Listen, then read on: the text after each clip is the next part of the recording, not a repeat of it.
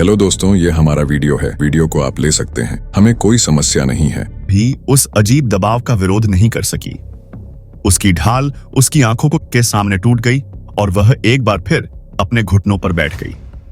इस बार उसका गिरना और भी भयानक था, जैसे उस पर दबाव कई गुना बढ़ गया था। उसके घुटनों से खून बहने लगा, फिर भी वह दर्द सहने के अलावा कुछ नहीं कर सकती थी। नौकरानी के बिना बताए चुपके से उसका पीछा करने के कारण रुचिता आखिरकार रेसिया साम्राज्य के बाहर एक छोटी सी घाटी में पहुंच गई। अंत में उसने अब्दान शहर को देखा, जो पिछली बार गायब हो गया था। नौकरानी शहर में प्रवेश कर गई, लेकिन रुचिता बाहर ही रही। अंत में उसे पता चल गया कि वह कहां बालकनी में खड़ी बाहर देख रही थी। काफी समय हो गया उसे जानकारी जुटाने गई थी। वह अभी तक वापस नहीं लौटी। क्या कुछ गलत हुआ है? लोकेश को शहर छोड़ना बिल्कुल पसंद नहीं था, क्योंकि वह अपनी सुरक्षा को लेकर ज्यादा सतर्क था। दरअसल इस बार शहर छोड़ना और भी खतरनाक था, क्योंकि सभी चर्चों ने उसके सिर पर इनाम घोषित कर रखा था। इसके बावजूद वह अपनी नौकरानी को भी मरने नहीं दे सकता था।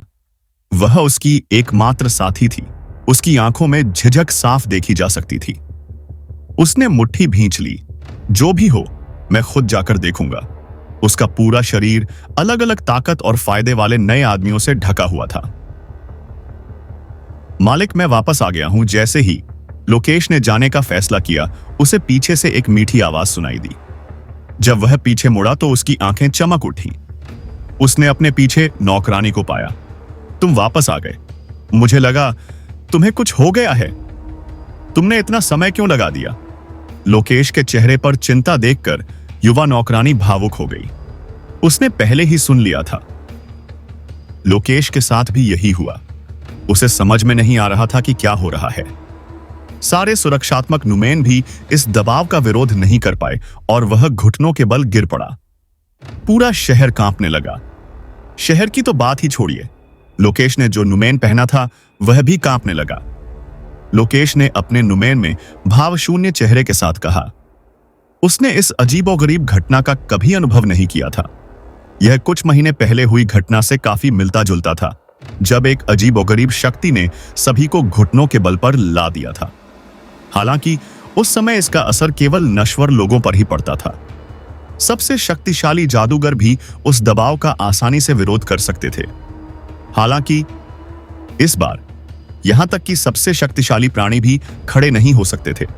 ऐसा लगता था मानो उन्हें किसी देवता के आगमन का स्वागत करने के लिए घुटनों के बल बैठना पड़ा हो। इस दुनिया में एक भी ऐसा व्यक्ति नहीं था जो अभी भी खड़ा हो सके। यहां तक कि सारे नम्स भी कांप रहे थे। हेलो दोस्तों, ये हमारा वीडियो है। वीडियो को आप ले सकते हैं, हमें कोई समस्या नहीं है। नॉवेल ऑफ किंग चैनल को सब्सक्राइब करें, लाइक, शेयर और ज्यादा से ज्यादा कमेंट करना। अगले पार्ट के लिए धन्यवाद। मानो डर से कांप रहे हों। उनमें से कोई नहीं जानता था कि आखिर ऐसा क्यों हुआ। कोई नहीं जानता था कि सिर्फ नम्स ही नहीं कांप रहे थे। वे उन अनगिनत काली बेड़ियों को नहीं देख पा रहे थे जो उनकी दुनिया को घेरे हुए थीं। वे बेड़ियां लगभग 1000 सालों से बिना हिले वहां थीं। हालांकि इस समय वे बेड़ियां भी कांप रही थीं। आरव एक अनजान जगह पर तैर रहा था। उसे अपनी आत्मा में एक ठंडक महसूस हो रही थी। उसे असहजता महसूस हो रही थी, पर बिल्कुल भी दर्द नहीं हो रहा था। हालांकि वह अपने आसपास कुछ नहीं देख पा रहा था। वह यह भी नहीं जानता था कि उसके आसपास का वातावरण कितना विशाल है। फिर भी उसे लगा कि वह वहां अकेला नहीं है। वहां कोई और भी मौजूद था। उस उपस्थिति ने कोई आवाज या कोई हलचल नहीं की। फिर भी किसी तरह आरव को यह स्पष्ट हो गया कि वहां जरूर कोई था। तुम कौन हो? आरव ने पूछा। हालांकि उसे किसी उत्तर की उम्मीद नहीं थी। क्या तुम सच में मेरे बारे में जानना चाहते हो? आरव के कानों में एक आवाज आई जिसने उसे चौंका दिया। वह आवाज उसके ठीक पीछे से आई, जैसे कोई उसके कानों में बोल रहा हो। आरव तेजी से दूर चला गया। उसे इस बात का आश्चर्य हुआ कि उसे पता ही नहीं चला कि दूसरा कब व्यक्ति उसके इतने करीब आ गया था। मुझे विश्वास नहीं होगा कि उसे समझ में क्यों नहीं आया कि दूसरा व्यक्ति इस अंधेरे में इस तरह क्यों बोल रहा है। मानो आरव को यह प्रश्न पूछने में संकोच होना चाहिए था। वह सोया नहीं था। उसकी चेतना सीधे इस जगह में प्रवेश कर गई थी। यह कुछ ऐसा ही था जैसा उसने तब अनुभव किया था जब लीरा ने उसे अंधेरे की जेल में खींच लिया था। उसने नहीं सोचा था कि इस बार वह एक सपने में था, क्योंकि एक बार जब आप जान जाते हैं तो आप भूल नहीं सकते। जब दूसरा व्यक्ति बोल रहा था तो उसकी आवाज शांत और संयमित थी। हालांकि उस व्यक्ति के स्वर में कुछ खास था। ऐसा लग रहा था जैसे वह व्यक्ति अनंत काल से अस्तित्व में है और उसने ऐसी चीजें देखी हैं जो कोई अपने जीवन काल में कल्पना भी नहीं कर सकता है। आरव चुप रहा। उसे समझ में नहीं आया क्यों, लेकिन वह आवाज कुछ हद तक जानी पहचानी थी। शुरू में उसने इस पर ध्यान नहीं दिया, लेकिन जितना उसने सुना वह उतना ही जाना पहचाना होता गया। उसने अपनी आंखें बंद कर ली। वह कभी कैरेक से हकीकत में नहीं मिला, लेकिन वह सपनों में कैरेक बनकर रहता था। सपनों में ही उसने वह अमेज से आवाज सुनी थी। सपनों में वह उसकी अपनी आवाज थी। उसने यह आवाज तब सुनी थी जब प्रकृति की देवी से लड़ते हुए उसने अपने शरीर पर नियंत्रण खो दिया था। आरव स्तब्ध खड़ा रहा और कुछ देर के लिए सन्नाटा छा गया। क्या यह मैं हूं? कुछ देर की खामोशी के बाद फिर से आवाज सुनाई दी। यह एक बार फिर आरव की आवाज थी। यह आप हैं या हम? दूसरे व्यक्ति की ओर से एक के बाद एक 3 सवाल आए। भले ही ऐसा लग रहा था कि सामने वाला व्यक्ति बस ऐसे ही बोल रहा था, लेकिन आरव के लिए वे शब्द इतने सरल नहीं थे। तुम्हारा क्या मतलब है? उसने पूछा। आसपास का वातावरण और भी ठंडा हो गया, यहां तक कि आरव को भी लगा कि अगर वह वहां एक पल भी और रुका तो आरव के आसपास का वातावरण जम जाएगा। अंधेरा गायब हो गया और थोड़ी रोशनी हुई। आखिरकार आरव अब अंधे की तरह कहीं बीच में नहीं खड़ा था। हालांकि उसके नए परिवेश भी उतने ही आश्चर्यजनक थे। जब अंधेरा गायब हुआ, आरव ने खुद को एक जहरीले समुद्र के बीच में खड़ा पाया। जहां तक आंखें देख सकती थीं, वहां केवल समुद्र था और कोई जमीन नहीं थी। इससे भी बुरी बात यह थी कि यह समुद्र पानी से भरा नहीं था, बल्कि यह शुद्धतम रक्त से भरा था। मैं तुमसे फिर पूछूंगा, क्या तुम परिणामों के लिए तैयार हो? रहस्यमयी आवाज फिर सुनाई दी। एक बार जब तुम जान जाओगे तो जिस भविष्य की तुम कल्पना कर रहे हो वह गायब हो जाएगा। तुम्हें केवल दर्द और पीड़ा ही मिलेगी। क्या हो रहा है? यह डरावना अत्याचार क्या है? जिया चिल्लाई। वह खड़ी भी नहीं हो पा रही थी। इस जगह ऐसा कैसे हो सकता है? यह आदमी कौन है? आरव का शरीर छोटी लड़की के सामने हवा में तैर रहा था। यह स्पष्ट था कि यह अत्याचार उस साधारण दिखने वाले युवक से आ रहा था। दुर्भाग्य से उस समय कोई भी उसके करीब नहीं जा सकता था। मौत की छड़ी उसके ठीक बगल में तैर रही थी। जिया को भी लग रहा था कि अगर उसने इस समय आरव के करीब जाने की हिम्मत की तो वह मर जाएगी। वह मर जाएगी। ताला खुल रहा है। केवल 4 शब्द जवाब में धीरज की तरफ से आया। कौन सा ताला? जिया ने धीरज को घूर कर देखा। उसे लगा जैसे उसके सामने खड़ा आदमी पहले से ही जानता था कि क्या हो रहा है। इतना सब होने के बावजूद भी उसने उसे पहले से आगाह नहीं किया, जो उसके लिए निराशा की बात थी। जंग तुम जानना चाहती थी कि वो कौन था? धीरज ने गहरी सांस लेते हुए पूछा। अब जब सील खुल रही है तो तुम्हें अपना जवाब जल्द ही मिल जाएगा। दूसरी जगह, वो भूत जिसने कैरेक को आत्माओं के समुद्र में यात्रा करने में मदद की थी। उसने भी देवताओं के प्राचीन शहर की दिशा में देखा। एक युवक भूत के सामने घुटनों के बल बैठा था। उसकी गर्दन के चारों ओर की सभी नसें उभरी हुई थीं, मानो इस दबाव में उसके लिए स्थिर रहना मुश्किल हो रहा हो।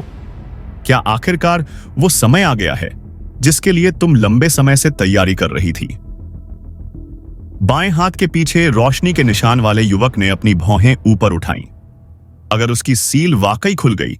उसने अपना सिर उठाया और आसमान की ओर देखा, जैसे कि वह किसी तरह दुनिया भर की बेड़ियों को स्पष्ट रूप से देख सकता हो। सांसारिक बेड़ियां हिल गईं। आवाज बेड़ियों से आ रही थी और उन बेड़ियों के आसपास कुछ दरारें भी स्पष्ट रूप से देखी जा सकती थीं। मैं आपसे फिर पूछूंगा, क्या आप परिणामों के लिए तैयार हैं? आरव खून के समुद्र के बीच में खड़ा था।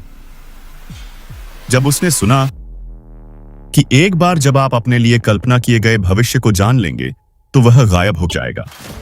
आपको केवल दर्द और पीड़ा मिलेगी। अब जब वह स्पष्ट रूप से देख सकता था तो वह पीछे मुड़ा और सीधे आवाज के स्रोत की ओर देखा।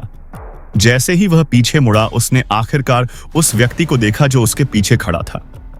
हालांकि वह पहले से ही जानता था कि वह व्यक्ति कौन था, फिर भी वह अपने दिल में सदमे के निशान को रोक नहीं सका। उसके पीछे एक युवक खड़ा था जो लगभग 20 वर्ष का लग रहा था। उसके लंबे लेकिन सुंदर चांदी जैसे बाल थे जो उसकी कमर तक पहुंच रहे थे। आदमी ने ऐसे कपड़े पहने थे जो बहुत साधारण दिख रहे थे। फिर भी साधारण दिखने वाले कपड़ों में भी वह आदमी इतना सुंदर लग रहा था जैसे कि वह दुनिया के सबसे महान साम्राज्यों में से एक का राजकुमार हो। खून के विशाल समुद्र पर आरव के सामने खड़े कैरिक नामक व्यक्ति के पास कोई हथियार नहीं था। उसने कोई हथियार नहीं पहना हुआ था। वह आदमी इतना सीधा साधा था कि कोई भी उसके रूप रंग के आधार पर यह अनुमान नहीं लगा सकता था कि वह मृत्यु का देवता कैरिक है। हालांकि यह उस आदमी के चारों ओर का आभामंडल था जिसने दूसरों को यह एहसास कराया कि भले ही वह आदमी एक सुंदर विद्वान जैसा दिखता था, वह ऐसा व्यक्ति था जो बिना पलक झपकाए हत्या कर सकता था। उस आदमी ने इतने लोगों को मार डाला था कि वह मृत्यु की ऐसी आभा से घिरा हुआ था जिसे आरव ने पहले कभी नहीं देखा था। उस आदमी की काली आंखों में देखना ही दूसरों को यह महसूस कराने के लिए पर्याप्त था, मानो उन्हें खून और मौत के युद्ध के मैदान में धकेल दिया गया हो। मैंने पहले ही काफी दर्द और पीड़ा झेली है, आरव ने उत्तर दिया। भले ही वह मृत्यु के देवता के सामने खड़ा था, लेकिन वह डरा हुआ नहीं था। आखिरकार उसने कैरिक की ओर से किसी भी बुरी मंशा को महसूस नहीं किया। अगर कुछ भी हो तो कैरिक उसे किसी भी चीज से अधिक परिचित लग रहा था। आरव को नहीं पता था कि उनकी प्रकृति और ताकत को नजरअंदाज कर दिया गया था। केवल दिखने के आधार पर दोनों के बीच कोई अंतर ढूंढना मुश्किल था। इससे पहले आपने क्या महसूस किया था? कैरिक ने बड़बड़ाया, जैसे कि वह पहले से ही जानता था कि आरव ने क्या अनुभव किया था। हालांकि ओटिस आमिस, उनकी नजर में यह सब अतीत और भविष्य की तुलना में कुछ भी नहीं था। मुझे नहीं पता कि आपने किस दर्द और पीड़ा के बारे में बात की, लेकिन जो भी हो, मैं दर्द से कभी नहीं डरा, आरव ने कहा। अभी नहीं। मैंने देखा है कि जब कोई डर में जीता है तो क्या होता है। अभी नहीं। वह नहीं जानता था कि कैरिक उससे क्या चाहता था, लेकिन जो भी था वह अब और डरना नहीं चाहता था। उसके पास पहले से ही काफी दुश्मन थे जो उससे कहीं ज्यादा शक्तिशाली थे। वह अपना पुराना भोला भाला रूप नहीं बनना चाहता था जो सभी के साथ अच्छा व्यवहार करता था, लेकिन बार बार दूसरों के हाथों मारा जाता था। चाहे जो भी हो, वह कैरिक से डरता था। वह एक कैरिक की तरह जीना चाहता था। वह एक ऐसा व्यक्ति बनना चाहता था जो लोगों को उसके नाम के मात्र उल्लेख से कांपने पर मजबूर कर दे। इससे कोई फर्क नहीं पड़ता कि वह भगवान था या राक्षस, वह उन सभी से ऊपर खड़ा होना चाहता था। कैरिक बस आरव की आंखों में देखता रहा, जो दृढ़ संकल्प से भरी थी। आरव को नहीं पता था कि यह उसकी गलतफहमी थी, लेकिन एक पल के लिए उसे लगा जैसे वह खुद को आईने में देख रहा। कुछ और नहीं बल्कि यादें थीं जो किसी तरह मुहर से होकर गुजर गईं। यादों ने उसे एक ऐसा युग दिखाया जो बहुत पहले भुला दिया गया था। वह युग जो मनुष्यों के बीच युद्ध और लड़ाई से नष्ट हो गया था, जिसने देवताओं को जन्म दिया था। 3 दिन और 3 रातों तक आरव दर्द में तड़पता रहा। जैसे जैसे उसकी पुरानी यादें उसकी वर्तमान यादों के साथ विलीन होने लगीं, उसे सब कुछ समझ में आने लगा। साथ ही जैसे जैसे उसकी आत्माएं एक दूसरे में विलीन होने लगीं, उसके शरीर की शक्ति और आभा भी बढ़ने लगी। केवल 3 दिनों में उसकी आभा देवताओं के स्तर पर पहुंच गई, लेकिन यह यहां नहीं रुकी, बल्कि वह और मजबूत होती गई। 5 दिनों के बाद आभा आखिरकार स्थिर हो गई। हालांकि अब तक यह उस स्तर पर पहुंच गई थी कि धीरज और जिया भी महसूस नहीं कर सकते थे। आरव की दर्द भरी दहाड़ें आखिरकार बंद हो गईं। उसका पूरा शरीर पसीने से भीग गया था, लेकिन फिर भी वह पहले से ज्यादा खूबसूरत लग रहा था। उसकी त्वचा बेदाग थी, हालांकि उसके बाल और आंखों का रंग अलग था, लेकिन किसी तरह वह और भी आकर्षक लग रहा था। आरव आखिरकार रुक गया। उसका शरीर नीचे तैरने लगा और आखिरकार धीरे से जमीन पर उतरा। दमनकारी आभा, जिसने सभी को लगातार 5 दिनों तक घुटने टेकने पर मजबूर कर दिया था, आखिरकार गायब हो गई, जिससे दूसरों को राहत मिली। बहुत से लोग अभी भी नहीं जानते थे कि यह आभा क्या थी। उन्हें एहसास नहीं हुआ कि यह एक संकेत था, एक संकेत कि दुनिया को बदलने और पूरे ब्रह्मांड को हिला देने का समय आ गया था। वह क्यों नहीं जाग रहा है? जिया और धीरज दोनों ने आरव को देखा, जो सड़क के बीच में लेटा हुआ था, जैसे कि वह गहरी नींद में था। सौभाग्य से उसे अब दर्द नहीं हो रहा था और उसकी सांसें स्थिर थीं। उसने पिछले 5 दिनों में बहुत कुछ सीखा है। अब वह दर्द में नहीं है, वह शायद सब कुछ अवशोषित कर रहा है। धीरज ने समझाया, हालांकि यह आसान नहीं होगा। तुम्हारा क्या मतलब है? जिया ने सिसकती हुई पूछा। और कौन सी यादें? तुमने मुझे अभी तक नहीं बताई हैं। वह कौन है? मुझे उससे वही आभा क्यों महसूस हुई जो मुझे तब महसूस हुई थी जब कैरिक ने विश्व स्तरीय जादू डाला था। छोटी लड़की, तुम्हें अभी भी इसका एहसास नहीं हुआ है? धीरज ने आह भरी। तुम्हें वही आभा महसूस हुई क्योंकि वे एक ही व्यक्ति हैं। तुमने मुझसे पूछा, आरव कैरिक के मूल कर्मचारियों का उपयोग करता है। ऐसा इसलिए है क्योंकि वे वही हैं। धीरज ने आरव को अपनी बाहों में उठा लिया, जो अभी भी सो रहा था। वह शहर के अंदर नहीं गया और इसके बजाय वह वापस वहीं चलने लगा जहां से आया था, जैसे कि वह इस जगह पर नहीं रहना चाहता था। जब आरव अपने सबसे कमजोर चांदी के बाल, काली आंखों कैरिक पर था। वह कैरिक है, जिया ने आश्चर्य में कहा और धीरज का पीछा करना शुरू कर दिया। धीरज ने जवाब नहीं दिया। उसकी चुप्पी जिया के लिए अपने आप में एक जवाब थी। वह हमेशा आश्चर्यचकित थी कि धीरज एक छोटे लड़के की इतनी परवाह क्यों करता है, लेकिन अंततः वह सच्चाई को समझ गई, हालांकि उसे अभी भी इस पर विश्वास करना मुश्किल हो रहा था। वह हमेशा मानती थी कि कैरिक की मृत्यु लगभग 1000 साल पहले हुई थी। धीरज आरव को देवताओं के त्याग किए गए शहर से बाहर लाया और केवल तभी रुका जब वे निकटतम जंगल में पहुंचे। उसने आरव को एक पेड़ के नीचे नरम घास पर रखा और फिर एक सुरक्षात्मक दीवार बनाई, जिसने न केवल उन्हें संरक्षित किया बल्कि किसी विशेष माध्यम से पुनर्जन्म हुआ। उसे अपनी पिछली सारी ताकत खो देनी चाहिए थी। पुनर्जन्म के बाद एक व्यक्ति अपनी पिछली सारी ताकत खो देता है क्योंकि उसकी आत्मा अशुद्ध हो जाती है, जो उसे अपनी दिव्य शक्ति को धारण करने के अयोग्य बनाती है। लंबे समय के बाद उसने आखिरकार अपने विचार व्यक्त किए। अगर उसका पुनर्जन्म हुआ था तो उसे एक सामान्य इंसान बन जाना चाहिए था, जो अपने पूरे जीवन में कभी भी जादू का एक भी टुकड़ा इस्तेमाल नहीं कर सकती थी। इसलिए उसने कैसे पूछा। इसके अलावा अगर उसका पुनर्जन्म हुआ था तो उसे मारने की कोशिश करने वाले अन्य लोगों को इसका एहसास होना चाहिए था। इसलिए अतीत में वास्तव में क्या हुआ था? जब वह जागेगा तो उससे पूछो। धीरज ने अपने कंधे उचका दिए। वह छोटी लड़की को जवाब देने में बिल्कुल भी दिलचस्पी नहीं ले रहा था। मैं डेथ स्टार से पूछने के लिए इतना पागल नहीं हूं।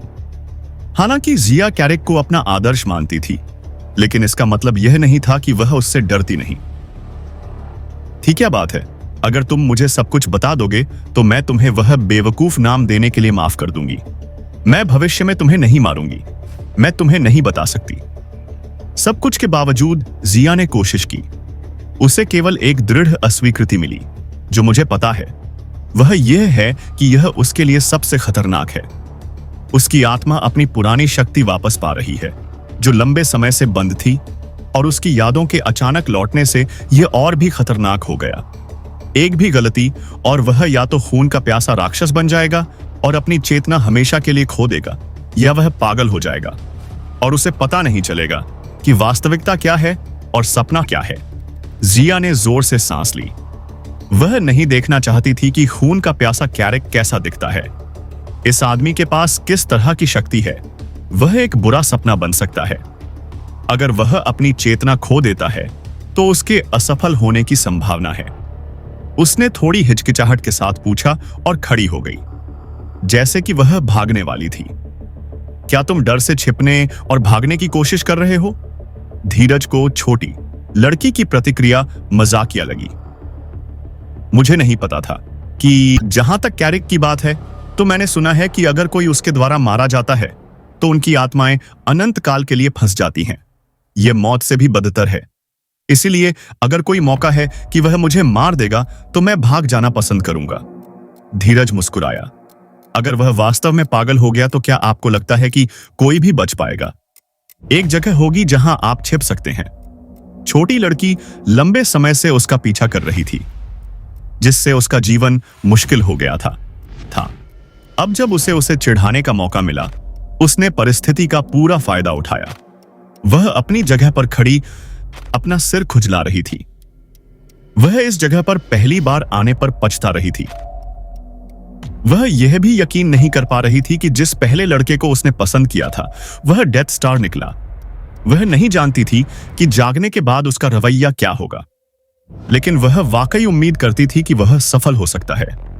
अगर वह असफल हो जाता है तो हम चाहे कितनी भी दूर भागें, मर जाएंगे, तो फिर मेहनत क्यों बर्बाद करें? बस चुपचाप बैठो और उसकी सफलता का इंतजार करो, धीरज ने छोटी लड़की से कहा। छोटी लड़की के विपरीत वह ज्यादा शांत दिख रहा था और पास के पेड़ों से फल तोड़कर खा रहा था। तुम इतनी निश्चिंत कैसे हो सकती हो? क्या इसका मतलब यह है कि उसके सफल होने की संभावना बहुत ज्यादा है?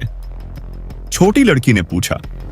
उसे यकीन नहीं हुआ कि धीरज मौत का सामना करने के लिए इतना बहादुर है। अगर उसे यकीन नहीं होता कि आरव सफल हो सकता है, तो उसके सफल होने के 50% चांस हैं। उसके बाद सब कुछ उसके अपने भाग्य पर निर्भर करता है। धीरज कुछ आलसी लग रहा था, जैसे उसे परिणाम की परवाह नहीं थी। हालांकि जिया नहीं जानती थी इसके बारे में बताया, क्योंकि वह जानता था कि यह कितना खतरनाक था। वह इससे इसीलिए बच रहा था क्योंकि वह असफलता के लिए मानसिक रूप से तैयार हुए बिना इस स्थिति का सामना नहीं करना चाहता था। उसने ऊपर देखा और जिया को उदास और थोड़ा उलझन में देखा। तुम यहां रुको और शांत हो जाओ, तो मैं तुम्हें उन प्रश्नों में से एक के बारे में संकेत देता हूं जो तुम्हें परेशान कर रहे हैं, धीरज ने कहा। कौन सा प्रश्न? जिया ने भौहें सिकोड़ लीं। आखिर उसके पास 1000 सवाल थे। तुमने पूछा कि उसकी आत्मा अशुद्ध क्यों नहीं हुई? धीरज ने उत्तर दिया। आपकी अपेक्षा से उत्तर बहुत सरल है। वास्तव में उत्तर तुम्हारी आंखों के ठीक सामने था, मेरी आंखों के ठीक सामने। जिया ने चारों ओर देखा और Patrick staff on off death को देखा। क्या इसका उससे कोई लेना देना है? नहीं, धीरज ने अपना सिर हिलाया। जैसा मैंने कहा, उत्तर तुम्हारी आंखों के सामने था। यह सिर्फ इस बात पर निर्भर करता है कि तुम उत्तर ढूंढ पाते हो या नहीं। यह मेरी आंखों के ठीक सामने है। क्या इसका तुमसे कोई लेना देना है? उसने पूछा। हालांकि वह खुद अपने उत्तर से आश्वस्त नहीं थी। उसने बस अपना सिर उठाया और आकाश की ओर इशारा किया। जिया ने भी ऊपर देखा। उसकी आंखें अचानक चमक उठीं। आपका मतलब विश्व आंसू मंत्र से है? धीरज ने सिर हिलाया। यह सही है। उसने विश्व आंसू मंत्र की मदद ली। ज्यादातर लोगों को लगा कि यह मंत्र एक बाधा है जिसे कैरिक ने इस दुनिया और लोगों की रक्षा के लिए डाला था। हालांकि यह सिर्फ इतना ही नहीं था। उन्होंने आगे बताया कि केवल कैरिक ही इन तरीकों में सफल हो सकता था, क्योंकि किसी भी भगवान का मृतकों और आत्माओं पर नियंत्रण नहीं था जो इसके सफल होने के लिए आवश्यक था। उसने यह कैसे किया? जिया ने हैरान आंखों से पूछा। हालांकि कैरिक के अलावा कोई भी इस पद्धति का उपयोग करने में सक्षम नहीं था, फिर भी वह यह जानने के लिए बेहद उत्सुक थी कि यह पहली बार था जब यह मंत्र किया गया था। यह दुनिया में कैसे काम करता है? दुर्भाग्य से ऐसा लग रहा था जैसे धीरज उसे चिढ़ा रहा हो। कुछ संकेतों से उसकी जिज्ञासा चरम पर पहुंची तो उसने चेहरे पर संतुष्टि के भाव के साथ आंखें बंद कर लीं। लगातार 5 दिनों तक कोई भी हिल नहीं सकता था। वे सभी घुटनों के बल रहने को मजबूर थे, क्योंकि पूरी दुनिया में एक प्रबल आभा फैली हुई थी, मानो देवताओं के आगमन का स्वागत हो रहा हो। लेकिन सभी को आश्चर्य हुआ कि उन 5 दिनों में उन्हें भूख या प्यास नहीं लगी। बूढ़े हों या जवान, सभी को लगा कि दमन के प्रभाव में 5 दिनों में न केवल उनका शरीर मजबूत हो गया था, बल्कि उनकी आत्मा और शरीर को भी निरंतर पोषण मिल रहा था। ऐसा लग रहा था जैसे कोई शक्ति थी जो उन्हें मरने से रोक रही थी। उन 5 दिनों में जब वे हिल नहीं सकते थे, उससे भी अधिक अजीब बात यह थी कि इस दुनिया में एक भी दिन ऐसा नहीं था जब एक भी व्यक्ति की मृत्यु न हुई हो। हालांकि उन 5 दिनों में एक भी मृत्यु नहीं हुई। कोई नहीं जानता था कि ऐसा क्यों हुआ, लेकिन यह आरव के लिए काफी सौभाग्य की बात थी। चूंकि मृत्यु नहीं हुई थी, इसलिए 5 दिनों तक जीवन और मृत्यु के बीच एक संतुलन बना रहा, जहां आरव अब अपनी सारी यादें और शक्ति वापस पा रहा था। यह स्पष्ट नहीं था कि यह जानबूझकर किया गया था या अनजाने में, लेकिन इससे आरव को वास्तव में मदद मिली, क्योंकि हर कोई अपने घुटनों पर था, इसलिए कोई लड़ाई नहीं थी। लोगों के मरने के जोखिम से कोई लड़ाई नहीं थी। कोई दुर्घटना नहीं हुई थी। 5 दिन बाद आभा गायब हो गई और हर कोई आखिरकार चलने में सक्षम हो गया। ज्यादातर लोग आभारी थे कि वे अंततः उत्पीड़न से मुक्त हो गए थे और आखिरकार चलने में सक्षम हो गए थे। कमजोर लोग अपने सामान्य जीवन में लौट आए और आश्चर्यचकित थे कि इस अजीब घटना का कारण क्या हो सकता है, जबकि मजबूत लोग इसका कारण जानने की कोशिश कर रहे थे।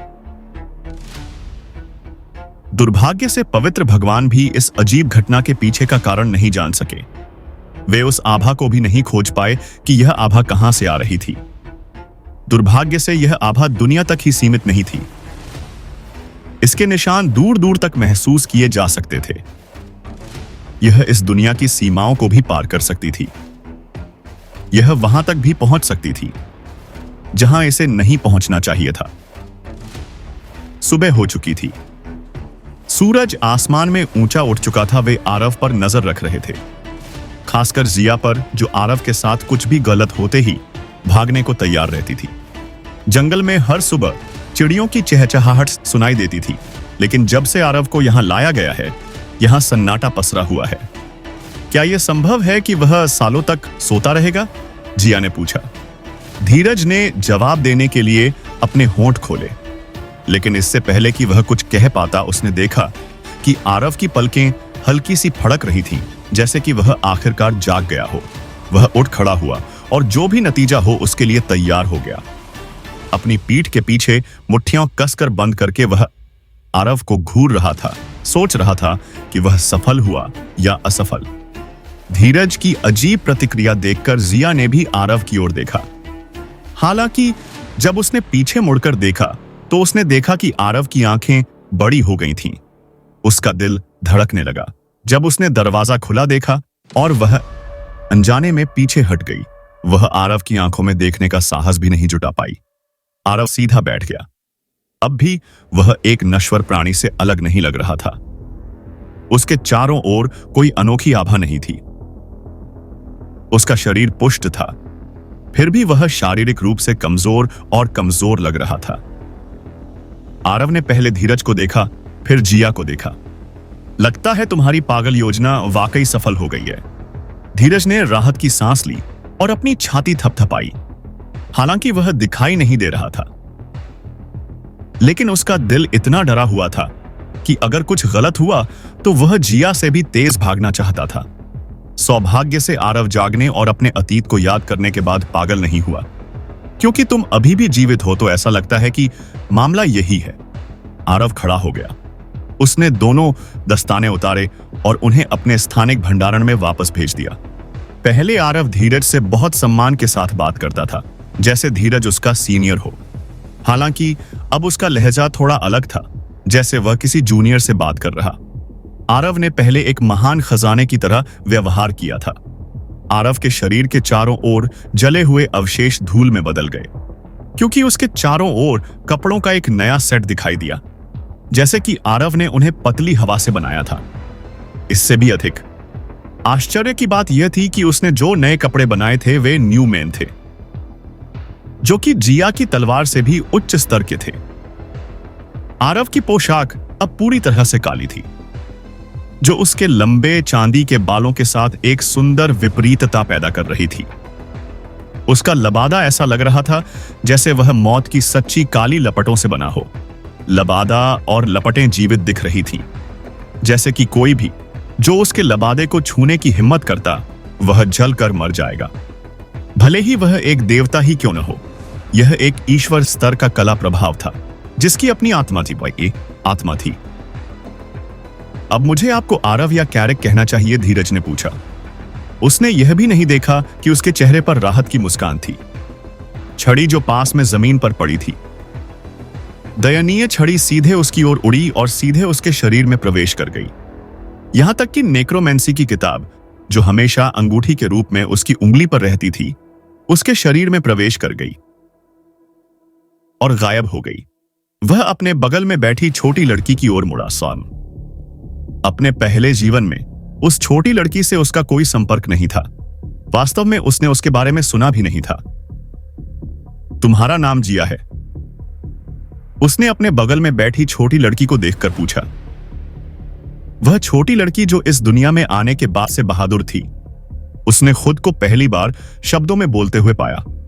हां भगवान, मृत्यु सितारा। छोटी लड़की एक घुटने पर बैठ गई और अपनी आंखें नीची कर ली। आरव अपने माथे को रगड़ने से खुद को रोक नहीं सका। उसे यह नाम थोड़ा निराशाजनक लगा। कबाड़, आप मुझे इस नाम से न बुलाएं तो अच्छा होगा। नाम? अब और नहीं छोटी, लड़की ने पूछा। सिद्दक को यह नाम क्यों पसंद नहीं आया? यह नाम उसकी नजर में उसके अपने नाम से 1000 गुना अच्छा था। यह नाम उसे उसी ने दिया था।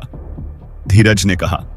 वह व्यक्ति जिसने सबसे पहले बाहरी लोगों के साथ काम किया, जिसके कारण यह सब हुआ। आरव ने अपने दस्ताने उतार दिए। उसे अब अपने निशान छिपाने की परवाह नहीं थी। दस्ताने उतारने के बाद उसने अपने बाएं हाथ के पीछे देखा। मैंने भी देखा कि मुझे उसके तत्व का भी आशीर्वाद प्राप्त है। पता नहीं, मैं इसमें ज्यादा हस्तक्षेप नहीं कर सकता था, फिर भी मुझे उससे ऐसा करने की उम्मीद नहीं थी। धीरज ने उत्तर दिया। आरव ने प्रकाश की देवी को साफ आसमान की ओर देखा। वह खुद को अतीत के बारे में सोचने से रोक नहीं सका। लगभग 1000 साल पहले कैरिक हवा के बीच में खड़ा था। वह कई दिनों से लगातार लड़ रहा था। उसने युद्ध में अपने से कहीं अधिक शक्तिशाली हजारों प्राणियों को न केवल मार डाला, बल्कि उनकी लड़ाई में 2 पूरे महाद्वीप भी नष्ट हो गए। दुनिया भर में स्थानिक दरारें दिखाई दे रही थीं, मानो दुनिया की प्राकृतिक सीमा भी दुनिया की सीमा से परे हो रहे इस देव युद्ध में नष्ट हो रही थी। दुर्भाग्य से वह इस युद्ध से पहले ही घायल हो चुका था और समय के साथ उसकी चोटें बढ़ती जा रही थी, जिसके कारण वह प्रत्येक बीतते सेकंड के साथ कमजोर होता जा रहा था। अपनी सेना की मदद के बिना उसे सांस लेने के लिए एक पल भी देने के लिए कोई मदद नहीं मिल सकती थी। उसका पूरा शरीर था खून से लथपथ। वह खून से लथपथ था और उसके पूरे शरीर से खून बहता देखा जा सकता था। इस बार चाहे वह कितने भी लोगों को मार दे, उसके दुश्मन बढ़ते ही जा रहे थे, जैसे कि उसे मारना ही उनके जीवन का एकमात्र लक्ष्य था। हम देखेंगे कि वह कितने समय तक जीवित रहता है।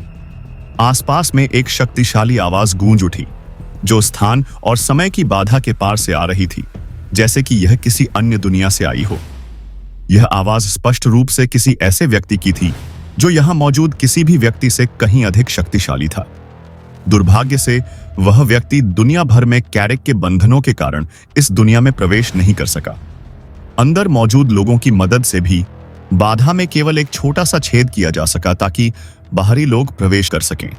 हालांकि दोष के बाद भी अंदर जाने वाले व्यक्ति की शक्ति की एक सीमा थी, जिसने बहुत अधिक शक्तिशाली प्राणियों को इस स्थान में प्रवेश करने से रोक दिया। दुर्भाग्य से इतना सब होने के बावजूद जो लोग प्रवेश करने में कामयाब रहे, वे हजारों की संख्या में देवस्त थे। जीव वहां मौजूद थे। कैरिक कई दिनों से उन्हें मार रहा था, फिर भी वह उनमें से लगभग 100 से घिरा हुआ था, मानो उसने उनकी संख्या में जरा भी कमी नहीं की हो। चिंता मत करो, मैं तुम्हें दिखाऊंगा कि मैं कितने समय तक जीवित रह सकता हूं। कैरिक ने आसमान की ओर देखते हुए दहाड़ लगाई। हालांकि तुम्हें यह भी सोचना चाहिए कि तुम खुद कितने समय तक जीवित रह सकते हो। मैं निश्चित रूप से जल्द ही तुम्हारा स्वागत करने आऊंगा। कैरिक ने अपनी मुट्ठियां कस लीं और एक और हमले के लिए तैयार हो गया। चाहे उसके पास कितनी भी आध्यात्मिक शक्ति क्यों न हो, वह पहले से ही घायल अवस्था में थका हुआ था।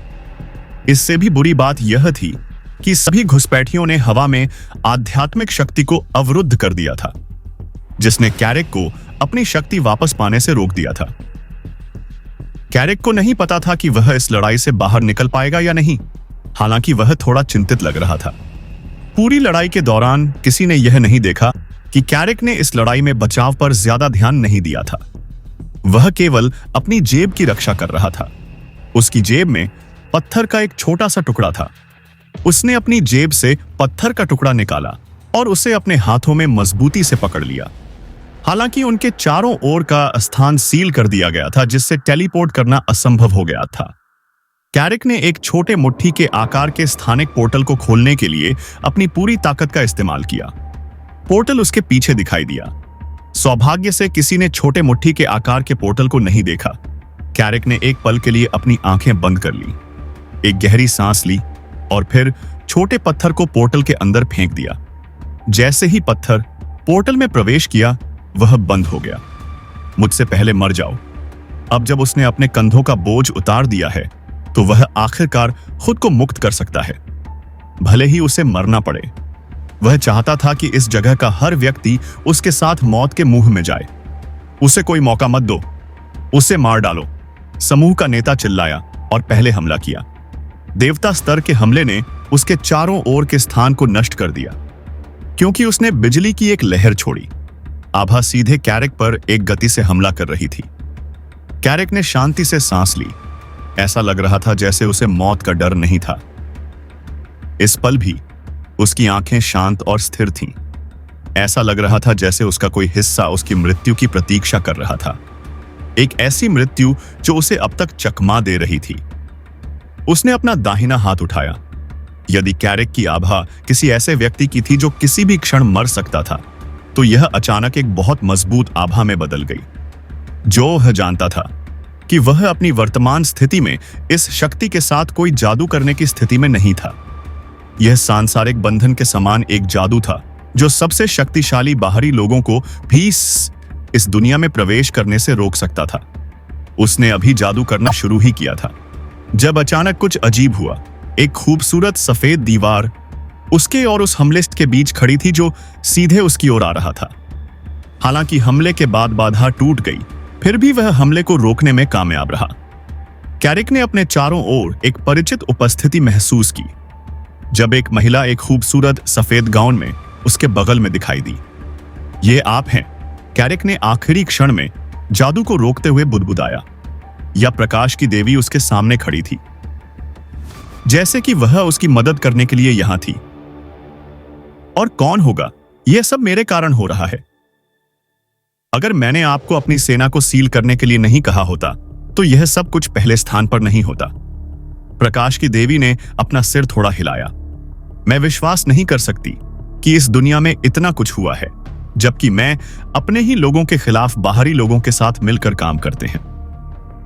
महिला वास्तव में गुस्से में और निराश दिख रही थी, जैसे कि वह वास्तव में उनकी मूर्खता के लिए उन सभी को थप्पड़ मारना चाहती थी। वैसे भी मुझे नहीं लगता कि हम उन सभी से लड़ सकते हैं। आपकी वर्तमान स्थिति मुश्किल से प्रबंधनीय है। मुझे आश्चर्य है कि आपने इससे कैसे लड़ने में कामयाबी हासिल की। हम अभी भी इस हालत में जीवित हैं। यदि कोई और होता तो वे बहुत पहले मर गए होते। युवती ने कहा, हमें जल्द से जल्द यहां से निकल जाना चाहिए। जब तक हम जीवित हैं, हमारे पास हमेशा बदला लेने का मौका रहेगा। हम नहीं जा सकते। कैरिक ने अपनी उंगली उठाई। उसने एक स्थानिक पोर्टल बनाने की कोशिश करके प्रकृति की देवी को दिखाया, लेकिन यह अपने आप ही ढह गया। जगह सील है। लोग यहां केवल आ सकते हैं और जा नहीं सकते। अगर ऐसा नहीं होता तो मैं और भी बहुत कुछ कर सकती थी। हम दोनों के साथ यह मुश्किल होने वाला है। प्रकाश की देवी ने भौहें सिकोड़ी। वह इतने सारे दुश्मनों के साथ भी आश्वस्त नहीं थी। सिर्फ 1 मिनट के लिए। अपनी वर्तमान स्थिति में भी कैरिक को लगा कि उन सभी को थोड़े समय के लिए रोकना संभव है। हालांकि वह यह नहीं समझ पाया कि प्रकाश की देवी ऐसा क्यों चाहती है। आपकी योजना क्या है? निश्चित रूप से यह आपको ठीक करना है, युवती ने कहा। अभी हमारी सबसे बड़ी समस्या यह है कि जब आप घायल होते हैं तो मेरे पास लड़ने की अधिक क्षमता नहीं होती है, इसलिए सबसे पहले हमें आपको ठीक करना होगा, उसने कहा। जब आप ठीक हो जाते हैं तो आपको वापस लड़ने में सक्षम होना चाहिए। हम स्थिति को भी बदल सकते हैं। क्या आप मुझे इस हालत में भी ठीक कर सकते हैं? कैरिक ने पूछा। हालांकि वह जानता था कि प्रकाश का तत्व एकमात्र तत्व है जो उसके घावों को ठीक करने की क्षमता रखता है, जो वास्तव में गंभीर थे। एक देवता के लिए उसे ठीक करना मुश्किल होगा। यदि मैं अपनी जीवन शक्ति का उपयोग करता हूं, मैं यह कर सकता हूं, प्रकाश की देवी ने उत्तर दिया। मैं अपनी कुछ शक्ति का उपयोग सिर्फ प्रतिक्रिया के रूप में करूंगा, लेकिन कम से कम हम इस समस्या से जीवित बाहर निकलेंगे। यदि नहीं तो हम दोनों यहां मर जाएंगे। मैं आपके बारे में नहीं जानता, लेकिन मैं निश्चित रूप से मरना नहीं चाहता हूं। कैरिक के पास इस सुझाव के बारे में सोचने के लिए अधिक समय नहीं था। वह देख सकता था कि जब तक वह ठीक था तब तक उसकी योजना सही थी। वह लंबे समय तक लड़ सकता है। ठीक है, मैं उन्हें रोक दूंगा। कैरिक ने अपना दाहिना हाथ उठाया और विश्व स्तरीय मंत्र को एक अवरोध मंत्र में बदल दिया। उसने अपने चारों ओर अपने सबसे शक्तिशाली मंत्र डाले, जो उसे और प्रकाश की देवी को एक गोलाकार अवरोध के अंदर ले आया, जिसने उन्हें सभी तरफ से ढक दिया। प्रकाश की देवी ने भी देरी नहीं की। उसने अपना हाथ कैरिक की पीठ पर रखा और उपचार मंत्र का जाप करना शुरू कर दिया। बाधा जिस गति से वह ठीक हो रहा था, भले ही उसे विश्वास नहीं था कि वह पूरी तरह से ठीक हो सकता है, उसे लगा कि कम से कम उसके 30% घाव ठीक हो सकते हैं। वह कम से कम प्रकाश की देवी को भागने में मदद कर सकता था। उसके बाद जैसे ही कैरिक ने दूसरा मंत्र डाला, बाधा पर दरारें ठीक हो गईं। कैरिक ने बोलते समय बाधा को बनाए रखने पर ध्यान केंद्रित किया। मुझे आधे मिनट के लिए बाधा को बनाए रखने में सक्षम होना चाहिए। उसके बाद मैं आपको बाहर निकलने में मदद करूंगा। और अचानक उसके मुंह से खून निकल आया। उसका चेहरा अविश्वास से भर गया और उसने अपना सिर नीचे कर लिया। उसने देखा कि एक तेज तलवार उसकी छाती से निकल रही है और सीधे उसके दिल में जा रही है। तलवार उसके खून से सनी हुई थी। तलवार न केवल एक देव स्तर का हथियार था जो देवताओं को भी मार सकता था, बल्कि इसमें पानी भी मिला हुआ था, जो व्यक्ति को एक पल के लिए लकवाग्रस्त कर देता था ताकि वे मरते समय भी वापस लड़ न सकें। पानी के प्रभाव में भी कैरिक ने तलवार की धार को कसकर पकड़ रखा था और अपने शरीर को हिलाने के लिए मजबूर कर रहा था। तलवार पकड़ते समय उसके हाथों से खून भी बह रहा था, लेकिन फिर भी उसने इसकी परवाह नहीं की। जैसे ही उसने तलवार को तोड़ने के लिए पकड़ा, जिस व्यक्ति ने उस पर हमला किया था उसने तलवार खींच ली। कैरिक का शरीर बहुत कमजोर महसूस कर रहा था। उसे खड़े होने में भी कठिनाई हो रही थी।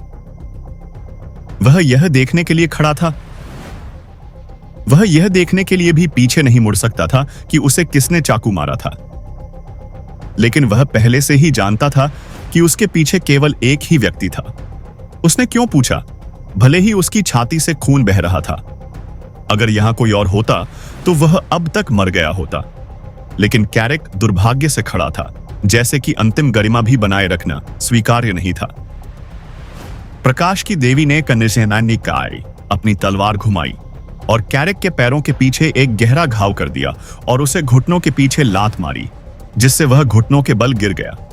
शक्तिशाली खजूर का तारा मेरे सामने घुटनों के बल लेटा था। क्या नजारा था! प्रकाश की देवी की हंसी चारों ओर गूंज उठी। जब वह बोल रही थी, उसकी तलवार एक बार फिर घूमी और सीने के आर पार हो गई, जैसे कि वह महिला उसे बचने का मौका भी नहीं देना चाहती थी। वर्तमान समय में गलती वापस आना मेरे जीवन की सबसे बड़ी गलती। मैंने उस पर भरोसा। क्या दौड़! उस दिन भी उसे चोट लगी थी उसने तुम पर हमला किया। हालांकि धीरज जानता था कि कैरिक का पुनर्जन्म कैसे हुआ। वह यह भी नहीं जानता था कि उस दिन कैरिक और दूसरे पक्ष के बीच लड़ाई कैसे समाप्त हुई। आरव को यह कहते हुए सुनकर उसे लगा कि इसका प्रकाश की देवी के साथ बहुत कुछ लेना देना है। वह वही व्यक्ति है जिसने मुझे मारा। आरव ने उत्तर दिया, वह अरसा ठीक उसी समय आई जब मैं एक विश्व स्तरीय जादू करने वाला था। मुझे लगा कि वह मेरी मदद करने आई है, लेकिन वह मुझे वह जादू करने से रोकने और उसके हितों को नुकसान पहुंचाने के लिए वहां थी। यह आयश मात्र अवसर नहीं था। जब उसने मुझसे झूठ बोला था, जितना अधिक आरव इसके बारे में सोचता था, उसकी मुट्ठियां कस जाती थीं। जिया को धीरज और आरव की बातचीत से कुछ रहस्य भी पता चले थे, जो उसने पहले कभी नहीं सुने थे। प्रकाश की देवी, यह कैसे हो सकता है? क्या वह उस्त नहीं थी? मैंने केवल यह सुना है कि उसने अंदर से इस दुनिया की बाधा को कमजोर करने में भाग नहीं लिया।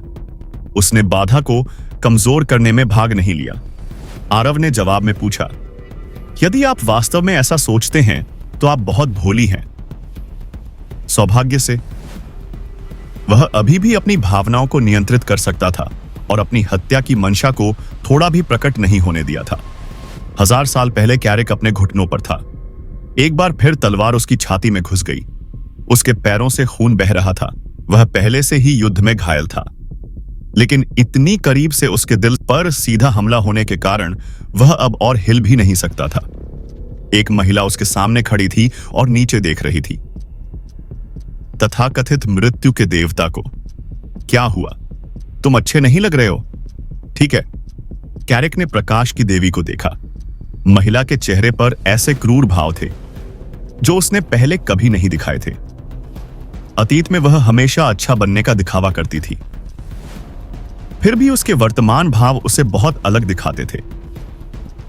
ऐसा लग रहा था जैसे उसका पुराना रूप सिर्फ दिखावा था और वह आखिरकार अपना असली रूप दिखा रही थी।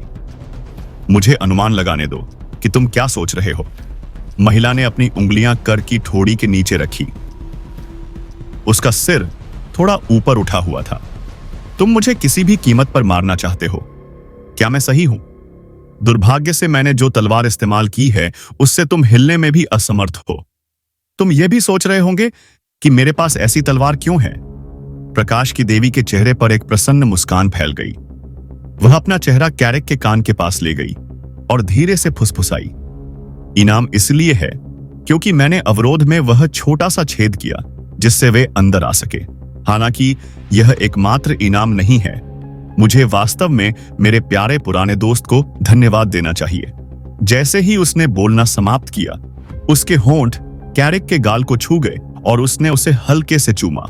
यह सब उसके सामने खड़ी महिला की गर्दन दुर्भाग्य से प्रकाश की देवी सही थी।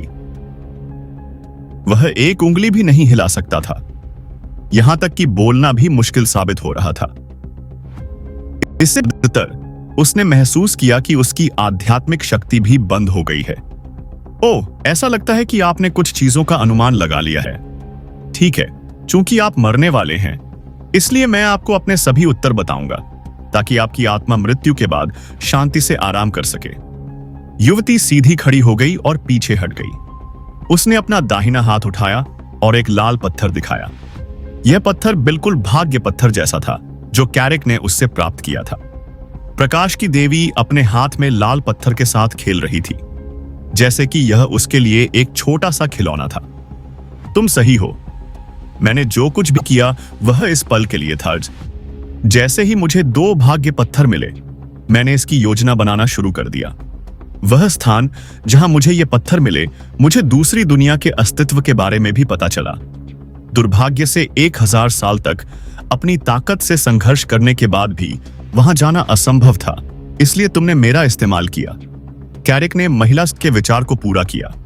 वह अपनी मूर्खता पर हंसने से खुद को रोक नहीं सका, क्योंकि वह किसी भी कीमत पर अपनी बहन को बचाना चाहता था। शब्द यह कहना बेहतर होगा कि मैंने आपकी ताकत उधार ली है। उसने मुझसे आगे कहा, मुझे दूसरी दुनिया में प्रवेश करने का रास्ता खोजने की जरूरत थी। दुर्भाग्य से मैं आपकी तरह मजबूत नहीं थी।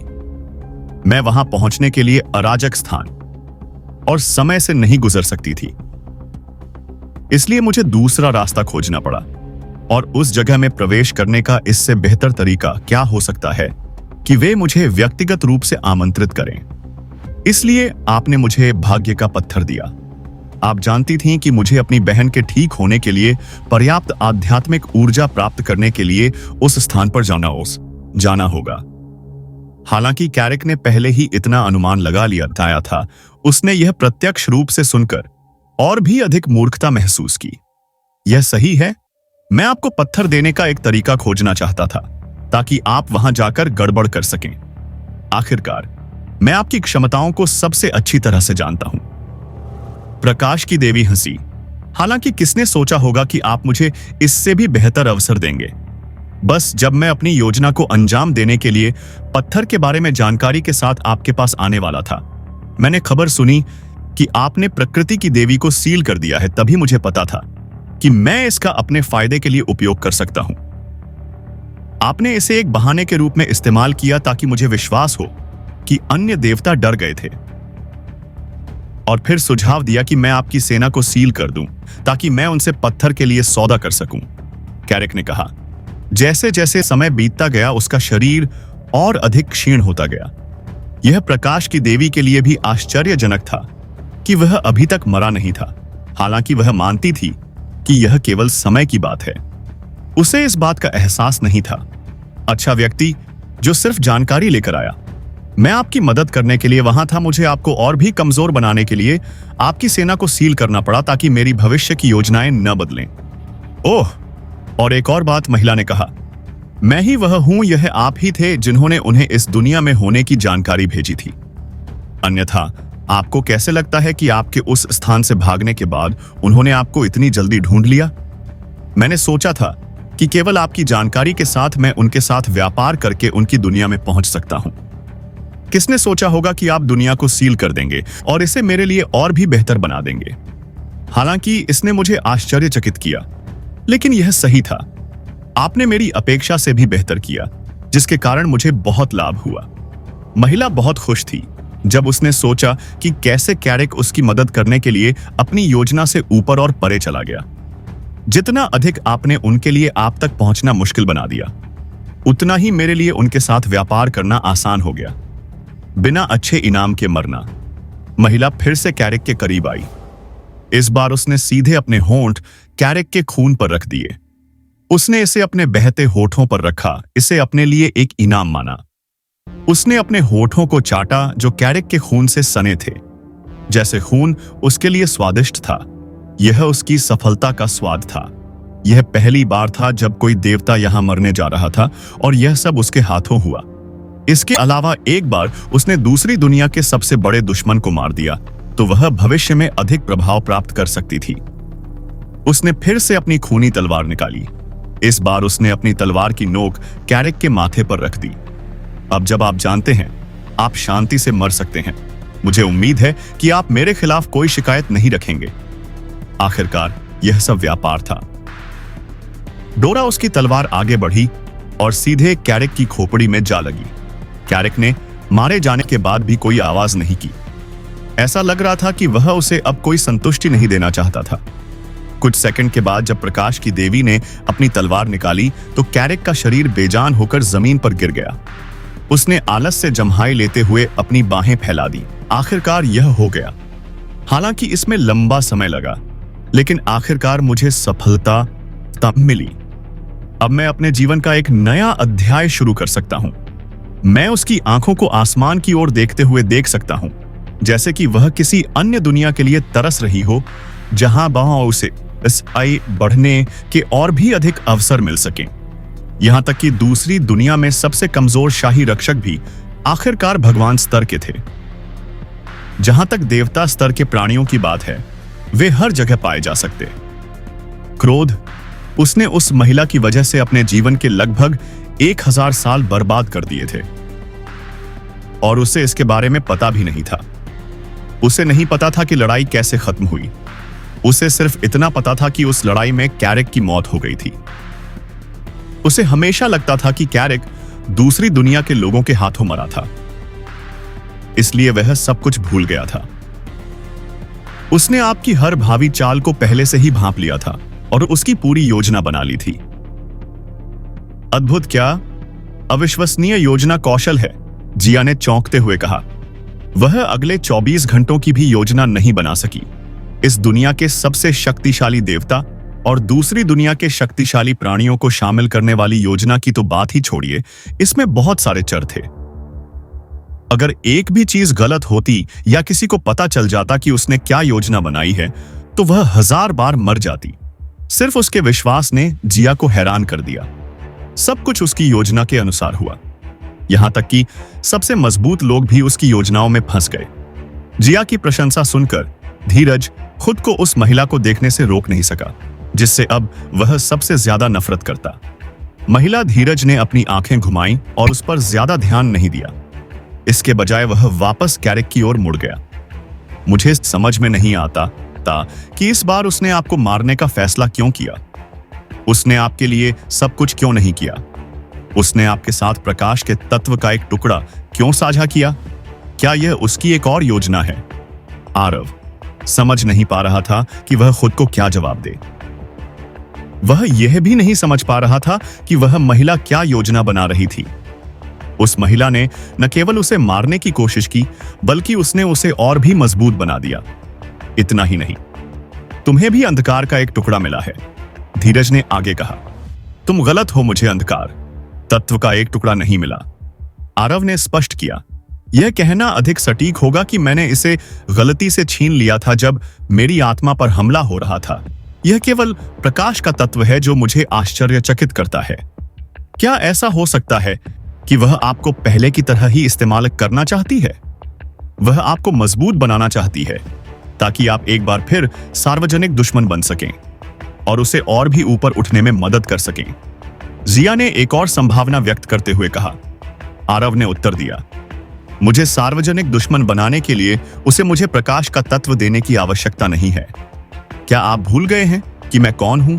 सिर्फ मेरी पहचान ही मुझे सार्वजनिक दुश्मन बनाने के लिए पर्याप्त है। आरव उस जगह से दूसरी दुनिया को सीधे नहीं देख सकता था जहां वह था। वह वहीं खड़ा था, हालांकि उसे अभी भी सामान्य दिशा याद थी। वह साफ आसमान को देखता रहा और उस समय के बारे में सोचता रहा जब उसने पहली बार इस दुनिया को छोड़ा था। उसे उम्मीद नहीं थी कि उसके लौटने के बाद इतनी सारी चीजें होंगी। मुझे नहीं पता कि सुंदर सफेद गाउन महिला बालकनी पर खड़ी थी और आसमान की ओर देख रही थी, जो उस समय काले बादलों से ढका हुआ था।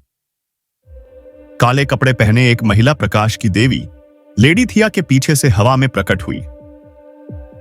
भगवान से मिलने का आपका अनुरोध स्वीकार कर लिया गया है, कृपया मेरे पीछे आएं। थिया, जिसे कभी भगवान की तरह पूजा जाता था, वह अपने सिर को झुकाए एक शानदार हॉल के बीच में खड़ी थी। उससे दूर नहीं एक राजसी सिंहासन था। उस सिंहासन की आभा थिया की आभा से अधिक शक्तिशाली थी। सिंहासन पर बैठे व्यक्ति की आभा शक्तिशाली थी, उस पर बैठने वाले व्यक्ति की आभा जाया का तो कहना ही क्या। ऐसा कहा जाता है कि दुनिया में कई दिव्य जानवरों को सिर्फ एक सिंहासन बनाने के लिए संतोषजनक सामग्री खोजने के लिए मार दिया गया था, जो उस पर बैठने वाले व्यक्ति को संतुष्ट कर सके। सिंहासन की आभा ऊर्जा की एक हिंसक धारा की तरह थी, यहां तक कि थिया के लिए भी उसकी आत्मा को चोट पहुंचाए बिना सिंहासन की दिशा में देखना असंभव था। उसने अपना सिर झुका रखा था, जैसे कि सिंहासन पर बैठे व्यक्ति के बोलने का इंतजार कर रही हो। सिंहासन की भयंकर आभा देवताओं को भी मार सकती थी जो इसके करीब आते थे। हालांकि सिंहासन पर एक व्यक्ति था जो इससे प्रभावित नहीं था। वह भयंकर आभा बिल्कुल नहीं थी। ऐसा लग रहा था जैसे उसकी ताकत उस स्तर से कहीं ऊपर थी। सिंहासन की आभा के कारण कोई भी उस आदमी को नहीं देख सकता था, वे केवल उसकी आवाज सुन सकते थे। दुर्भाग्य से वह आदमी अब बिल्कुल चुप था, जैसे वह किसी विचार में खोया हो। पूरा हॉल शांत था, क्योंकि कोई भी सिंहासन पर बैठे व्यक्ति को परेशान करने की हिम्मत नहीं कर रहा था। आदमी की आंखें कभी कभी बंद हो जाती थीं। ऐसा भी लगता था जैसे वह सो रहा हो। हालांकि इस समय उसके चेहरे पर उदासी थी। थिया लगभग आधे घंटे तक चुपचाप खड़ी रही, फिर भी उसने कोई शिकायत नहीं की। सौभाग्य से सिंहासन पर बैठे आदमी ने उसे लंबे समय तक इंतजार नहीं कराया। आधे घंटे के बाद उसने अपनी आंखें खोली और उसकी गहरी नीली आंखें देखी। उस आदमी की आंखें उसे ऐसा एहसास करा रही थीं जैसे ऐसा कुछ भी नहीं था जो उसने अपने पूरे जीवन में नहीं देखा हो। ऐसा लग रहा था जैसे दुनिया में ऐसा कुछ भी नहीं था जो उसकी आंखों की शांति को भंग कर सके। तुम्हें यहां क्या लाया है? आदमी की शांत और कोमल आवाज हॉल में गूंज उठी।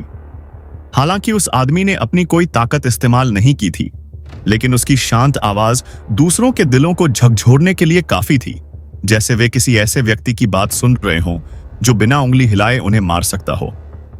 थिया ने एक गहरी सांस ली। अपने असली विचारों को प्रकट किए बिना उसने अपने हाथों को अपने कपड़ों पर रख दिया। उसका खूबसूरत सफेद गाउन जमीन पर गिर गया, जिससे उसके सामने खड़ा आदमी उसकी पूरी तरह से नग्न त्वचा को देख सकता था। थिया की त्वचा बेदाग थी और उसका फिगर भी बहुत परफेक्ट था। इसके साथ ही उसके शरीर के कर्व्स भी बहुत परफेक्ट थे। उसे इस बात की बिल्कुल भी परवाह नहीं थी कि उसे जिस चीज में अधिक दिलचस्पी थी वह थी युवती के शरीर पर दिखाई देने वाली सफेद आत्मा रेखाएं। उसके शरीर के चारों ओर की आत्मा रेखाएं प्रकाश की आत्मा रेखाओं के समान थीं, जो उसके बाएं हाथ के पीछे एक टैटू बनाती थीं। कभी कभी तो ऐसा भी लगता था कि यह प्रकाश का एक निशान था जो किसी तरह उसके शरीर में फैल रहा था। अब मैं उस स्थान में प्रवेश कर सकता हूं। थिया ने कुछ देर रुकने के बाद कहा, मुझे प्रवेश करने की अनुमति चाहिए। आदमी ने अपनी उंगलियां चटकाईं। थिया के कपड़े एक बार फिर उसके शरीर के चारों ओर दिखाई दिए और उसे ढकने लगे। केवल 1000 साल हुए हैं और आपने पहले ही आधी दूरी तय कर ली है। ऐसा लगता है कि आप धीमा नहीं पड़ रहे हैं। आदमी ने कहा, दुर्भाग्य से यह अभी भी पर्याप्त नहीं है। आप वापस जा सकते हैं, लेकिन मैं। थिया ने बोलने की कोशिश की। हालांकि इससे पहले कि वह बोल पाती, ऊर्जा की एक अजीब लहर ने उसे पूरी तरह से घेर लिया। इससे पहले कि वह कुछ समझ पाती, अजीब शक्ति ने उसे नीचे धकेल दिया। विस्फोट। थिया वह फिर से वह अपने घुटनों पर बैठ गई। वह थोड़ा भी विरोध करने में असमर्थ थी। जैसे ही वह जोर से गिरी, उसके घुटनों से खून बहने लगा। उसका शरीर पहले से ही एक उच्च श्रेणी के खजाने जितना मजबूत था। हालांकि उसके गिरने से फर्श में एक भी दरार नहीं आई। इसके बजाय यह थिया थी जिसने चोट लगी थी। क्या तुमने कुछ कहा? आदमी की नीरस आवाज थिया के कानों में गूंजी थी। थिया ने अपने दांतों को भींचा, लेकिन जल्दी से खुद को नियंत्रित किया। नहीं, मैं आपके निर्देशों का पालन करूंगी। अच्छा। थिया के चारों ओर का दबाव गायब हो गया। वह आखिरकार घूमने के लिए स्वतंत्र थी। अब तुम जा सकते हो।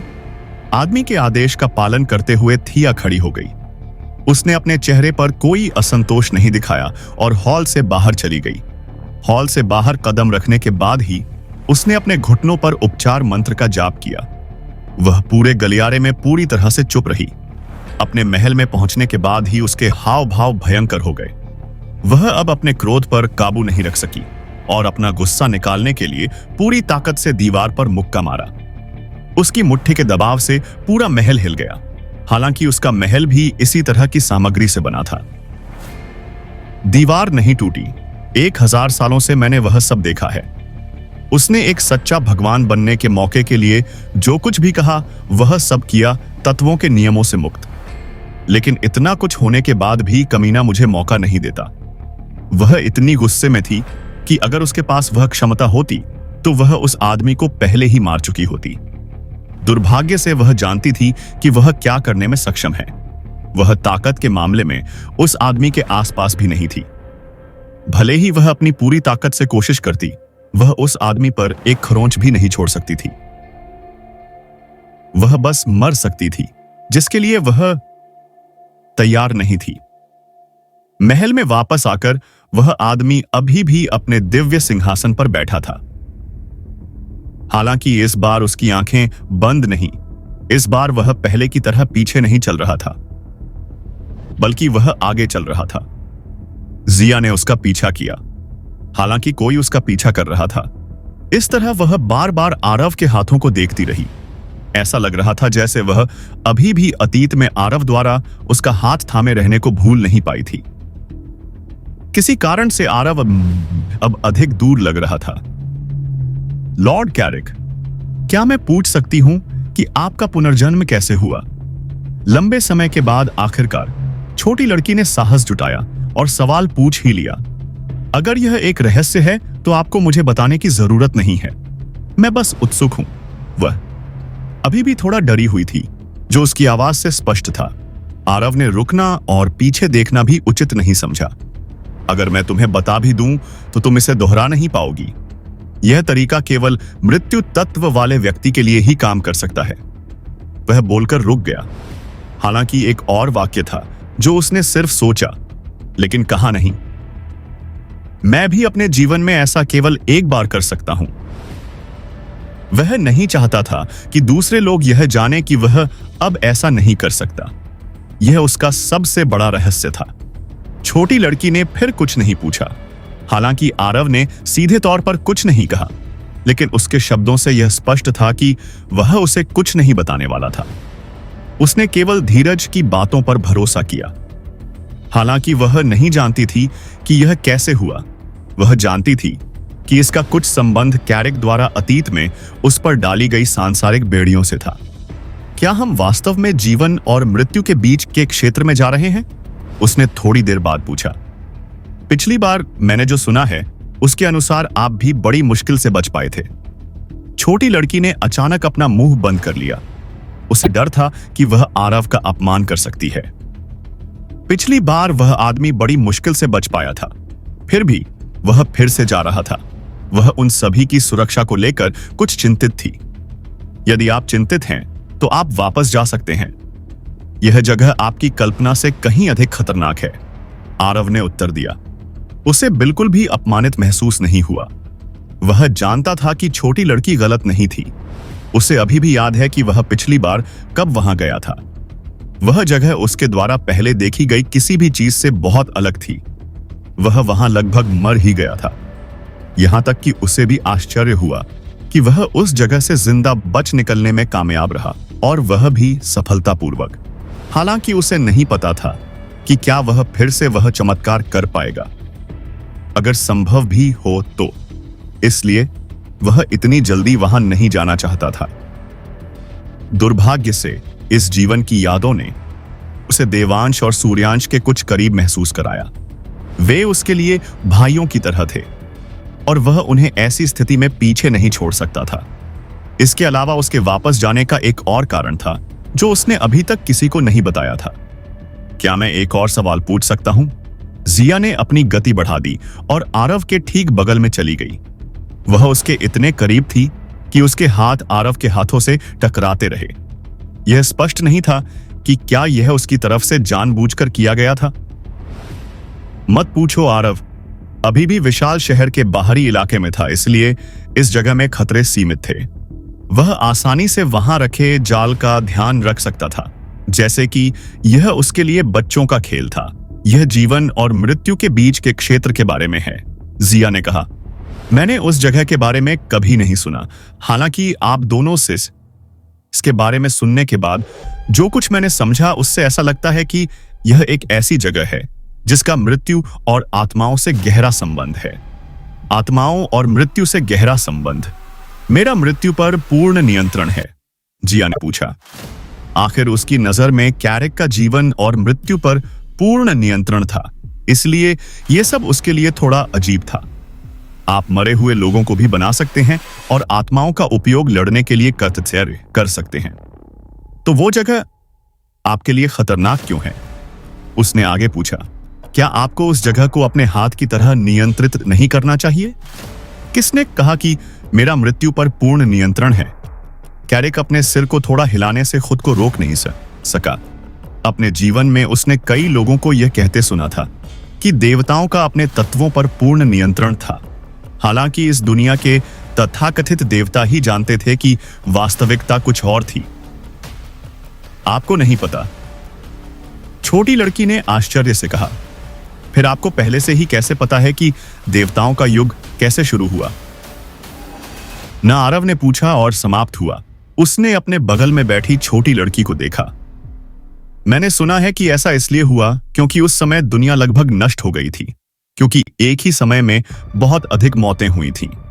प्राकृतिक नियमों का हस्तक्षेप यह टूट गया, जिसने आपको मृत्यु का तत्व दिया, जिसने आपको इस दुनिया का पहला देवता बना दिया।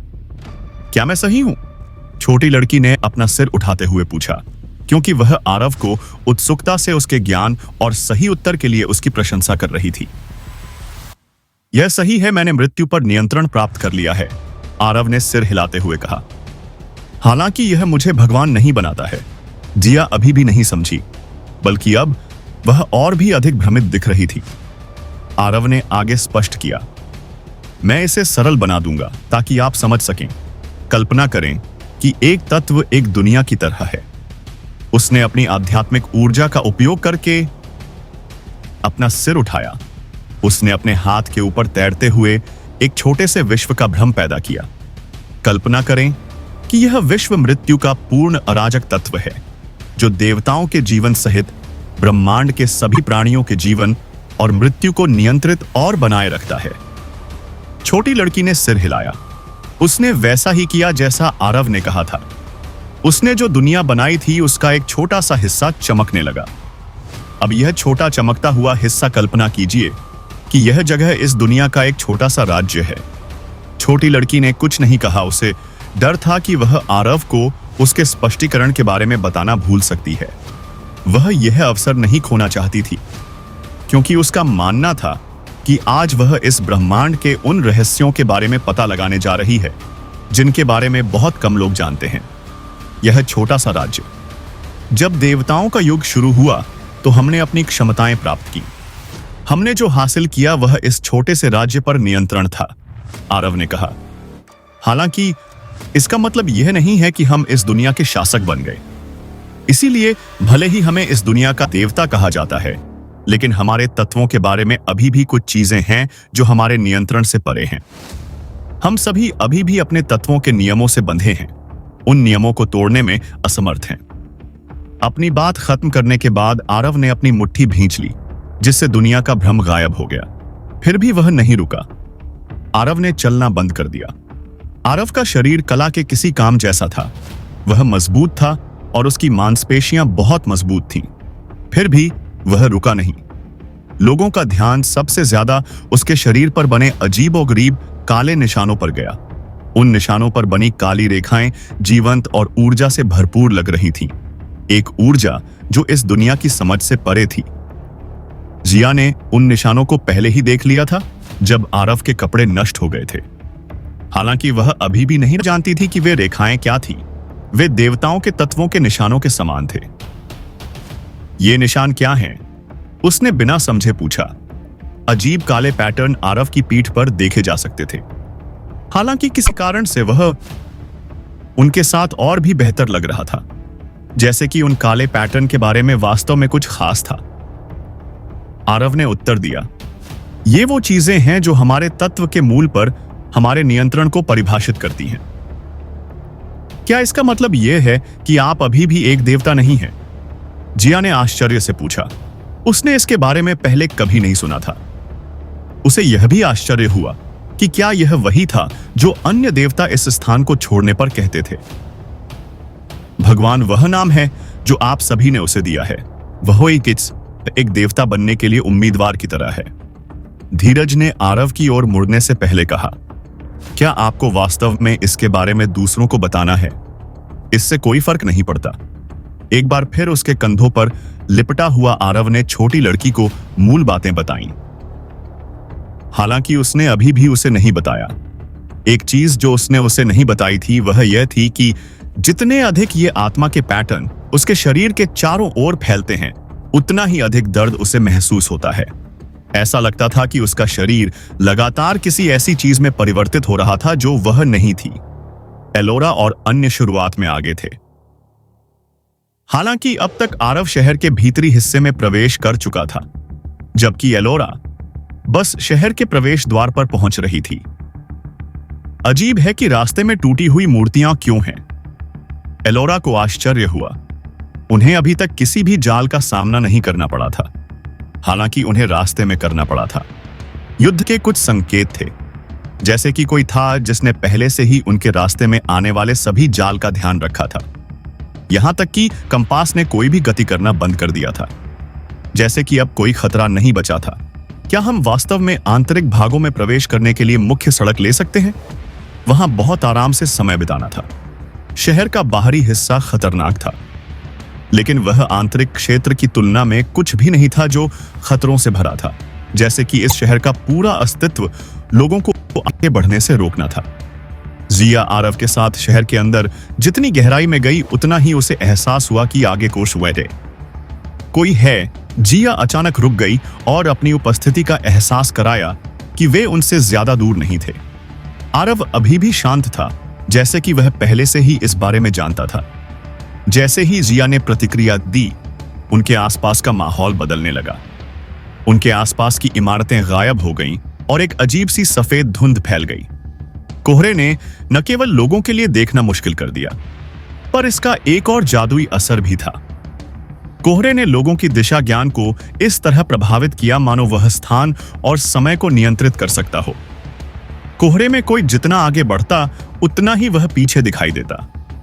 यह चाल कभी नहीं बदलती। आरव ने गुस्से में कुछ कहा। उसने अपना दाहिना हाथ उठाया। आरव के हाथ उठाते ही मौत का आभामंडल फैल गया। कोहरे का मुकाबला करने के लिए सिर्फ उसका आभामंडल ही काफी था। धीरे धीरे कोहरा छंट गया और उनके सामने एक अजीबोगरीब प्राणी प्रकट हुआ। वह आदमी इंसान जैसा दिख रहा था, पर साथ ही वह कौड़ी कुछ और भी दिख रहा था। आदमी का शरीर इंसान जैसा था, हालांकि उसके 2 की बजाय 6 हाथ थे। उसका पूरा शरीर मांसिक था। नंगे सीने वाला वह आदमी मरा हुआ नहीं लग रहा था। इसके बजाय उसका शरीर ऊर्जा से भरा हुआ था। दुर्भाग्य से वह जीवित भी नहीं लग रहा था। उसकी आंखें खून की तरह लाल थीं और उसका चेहरा खाली था, जैसे कि वह एक कठपुतली से ज्यादा कुछ नहीं है ना? धीरज ने भौहें सिकोड़ी। मुझे लगा कि वह मर चुका है। वह पूरी तरह से मरा नहीं है। वह किसी और के नियंत्रण में है। जब मैं पिछली बार यहां था, इस आदमी ने मुझसे भी लड़ाई की थी, आरव ने जवाब दिया। जब वह हारने वाला था तो वह गायब हो गया। वह शहर के मुख्य क्षेत्र का संरक्षक है। दूसरे शब्दों में वह है जो जीवन और मृत्यु के बीच के क्षेत्र की ओर जाने वाले मार्ग की रक्षा करता है। इसलिए आपको अनुमान लगाने में सक्षम होना चाहिए कि वह अभी भी जीवित क्यों है। आपका मतलब है कि वह पाताल लोक की एक आत्मा द्वारा नियंत्रित किया जा रहा है। धीरज ने भौहें सिकोड़ी। वह आखिरकार समझ गया कि वह आदमी एक ही समय में मृत और जीवित क्यों दिख रहा था। आरव ने सिर्फ जवाब ही नहीं दिया, बल्कि उसने अपना दाहिना हाथ भी उठाया। उसने अपने सामने खड़े प्राणी से कहा, तुमने मुझे बहुत परेशान किया है। हालांकि जैसे ही उसने बोलना समाप्त किया, वह आदमी गायब हो गया। वह आदमी आरव के ठीक पीछे दिखाई दिया, जिससे जिया और धीरज स्तब्ध रह गए, जिन्हें प्रतिक्रिया करने का भी समय नहीं मिला। मानो उस आदमी का एक मुक्का तारों को भी चकनाचूर कर सकता हो। न केवल उस आदमी में ताकत थी, बल्कि उसकी गति भी रहस्यमयी थी, लगभग टेलीपोर्ट के बराबर, जिससे दूसरों के लिए उसके साथ बने रहना असंभव था। धमाका। उस आदमी की मुट्ठियां एक साथ आरव की पीठ पर पड़ी। हालांकि उसके बाद जो हुआ उससे जिया सिहर उठी। आरव अपनी जगह से हिला भी नहीं। ऐसा लग रहा था जैसे वह एक दीवार है, जबकि उसे मुक्का मारने वाला एक बच्चे से ज्यादा कुछ नहीं है। आरव की प्रतिक्रियाएं अभी भी शांत थीं, हालांकि उसके पीछे खड़े प्राणी की प्रतिक्रियाएं डर और गुस्से में बदल गईं। तुम बहुत कमजोर हो मेरे साथ खेलने के लिए। आरव की शांत आवाज 6 भुजाओं वाले आदमी के कानों तक पहुंची। आदमी ने जल्दी से फैसला किया और वापस कूद गया। लेकिन जैसे ही वह वापस उतरा, उसका शरीर बेजान होकर जमीन पर गिर गया। केवल उसका शरीर पीछे चला गया। हालांकि उसकी आत्मा बोनीबोस बिल्कुल भी पीछे नहीं हट सकती थी। ऐसा लग रहा था जैसे किसी रहस्यमयी शक्ति ने उसकी आत्मा को उसकी जगह पर कैद कर दिया हो, उसे हिलने डुलने में असमर्थ बना देना। वह अदृश्य शक्ति इतनी शक्तिशाली थी कि न केवल आत्मा को रोक सकती थी, न केवल उसने आत्मा को अत्यधिक पीड़ा का अनुभव कराया, बल्कि उसने आत्मा को अत्यधिक पीड़ा का अनुभव भी कराया। आरव ने आलस्य से उस आत्मा की ओर देखा जो स्वयं को मुक्त करने के लिए संघर्ष कर रही थी। और यहां मैं सोच रहा था कि मैं आपकी आत्मा को कैसे प्राप्त कर सकता हूं। किसने सोचा होगा कि आप इसे व्यक्तिगत रूप से वितरित करेंगे। उसने अपनी उंगली बुरी आत्मा के माथे पर रख दी। आत्मा दर्द से चीखने लगी, क्योंकि आरव धीरे धीरे इसे निगल रहा था। आध्यात्मिक ऊर्जा आरव के शरीर में प्रवेश कर गई।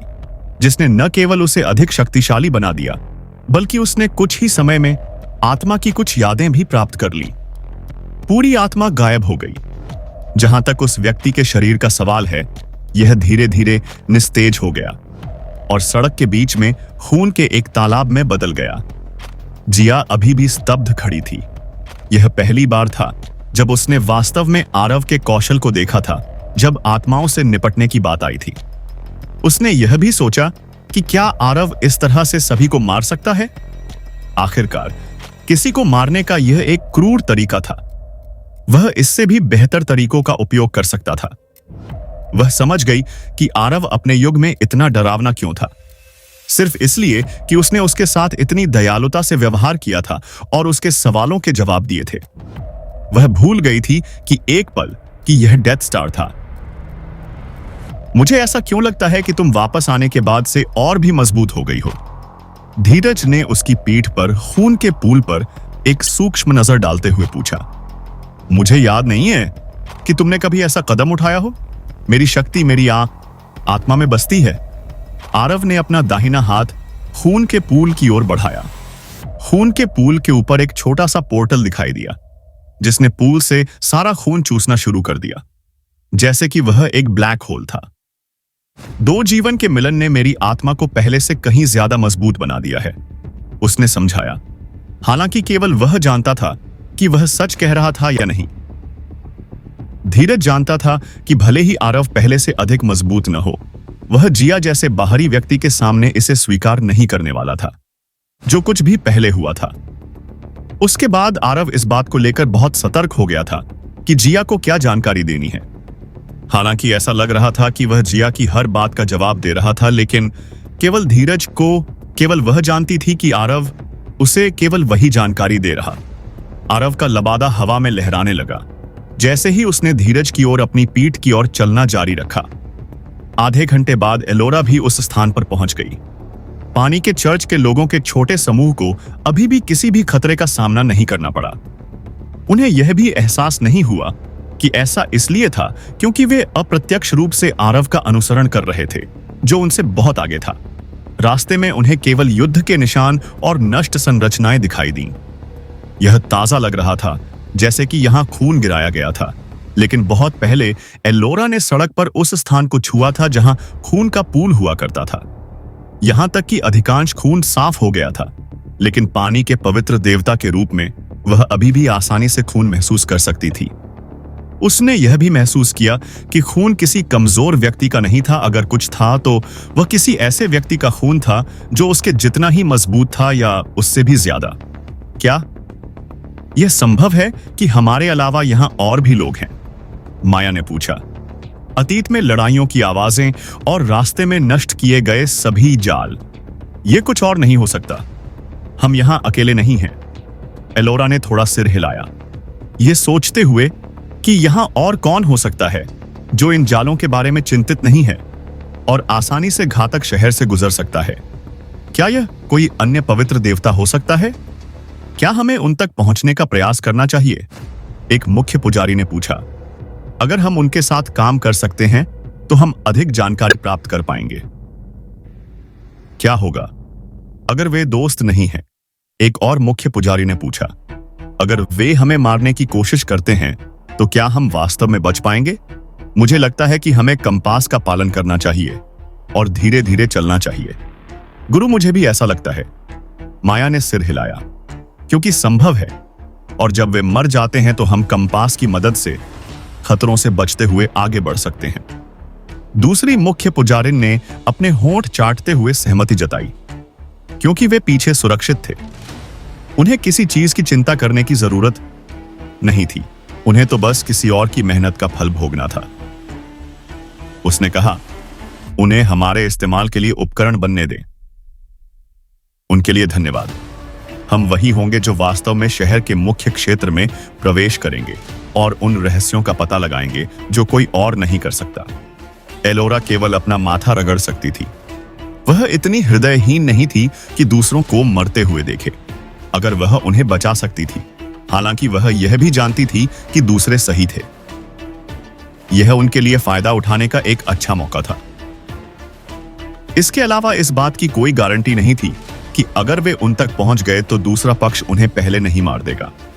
अंत में वह दूसरों के फैसले से सहमत हो गई और जानबूझकर और भी धीमी हो गई। भीतरी शहर में जाल लोगों को मुख्य क्षेत्र के करीब जाने से रोकने के लिए बनाए गए। उन सभी जालों से गुजरने और रास्ते में उन्हें पूरी तरह से नष्ट करने की शक्ति, शहर की सुरक्षा एक के बाद एक आरव की असली शक्ति के सामने ढह गई। जब आरव पहली बार इस जगह पर आया था तब उसके लिए यहां पहुंचना थोड़ा मुश्किल था, क्योंकि उसके लिए सब कुछ बहुत नया था। हालांकि इस बार चीजें अलग थीं। मैंने नहीं सोचा था कि इस शहर से गुजरना इतना आसान होगा। जिया ने अपने सिर के पीछे खुजलाया। उसे शुरू से ही कुछ भी करने की जरूरत नहीं थी। वह एक बच्चे की तरह थी जो सिर्फ बड़ों का पालन कर रही थी। आत्मसंतुष्ट मत होइए। आरव ने उत्तर दिया कि इस शहर की सुरक्षा उस स्थान की तुलना में कुछ भी नहीं है जहां हम जा रहे हैं। शहर से गुजरना वहां पहुंचने के लिए न्यूनतम मानदंड है। केवल न्यूनतम मानदंड रखें। मैं यह ध्यान में रखूंगा। जिया ने आरव से बात नहीं की। न केवल उसमें हिम्मत नहीं थी, बल्कि उसे यह विश्वास भी था कि वह झूठ नहीं बोल रहा है। इसके अलावा वह जानती थी कि यदि आरव उनके साथ यात्रा कर रहा होता, यदि नहीं, तो उनके लिए यहां तक पहुंचना लगभग असंभव होता। फिर पाताल में प्रवेश करने की ताकत मिलना एक दूर की कौड़ी थी। धमाका जिया आरव के ठीक पीछे चल रही थी, लेकिन जैसे ही आरव अचानक रुका, जिया ने उसे पीछे से टक्कर मार दी। यह अजीब है, आरव ने भौह सिदिया में कहा। यह पहली बार था जब आरव ने रास्ते में ऐसे भाव दिखाए। ऐसा लग रहा था जैसे वह हर चीज के बारे में सब कुछ जानता हो। हालांकि पहली बार वह भ्रमित भी लग रहा था। क्या कुछ हुआ? धीरज ने पूछा। वह सोच रहा था कि आरव अचानक क्यों रुक गया। उसने आगे देखा कि आरव क्या देख रहा है। हालांकि चूंकि इस जगह की हर चीज उसके लिए नई थी, सीढ़ियों के दोनों ओर एक अजीब सी अराजक ऊर्जा फैली हुई थी, जिससे उसे लग रहा था कि अगर उसने उस काली ऊर्जा को छू लिया तो उसकी मौत हो जाएगी। मुझे याद नहीं कि ये सीढ़ियां। हेलो दोस्तों, ये हमारा वीडियो है। वीडियो को आप ले सकते हैं, हमें कोई समस्या नहीं है। नॉवेल ऑफ किंग चैनल को सब्सक्राइब करें। तो लाइक, शेयर और ज्यादा से ज्यादा कमेंट करना। अगले पार्ट के लिए धन्यवाद। पहले यहां थी। आरव धीरज ने भौहें सिकोड़ी।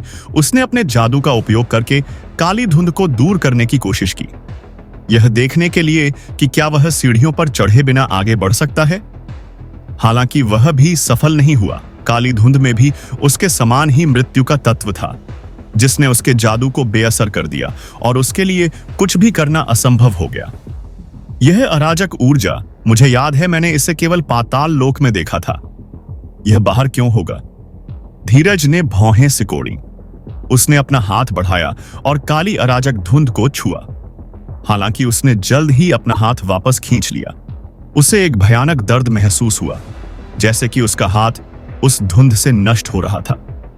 उसका हाथ पूरी तरह से पीला हो गया था, जैसे कि उस धुंध ने उसका अधिकांश खून चूस लिया था। सौभाग्य से उसने जल्दी से अपना हाथ वापस खींच लिया।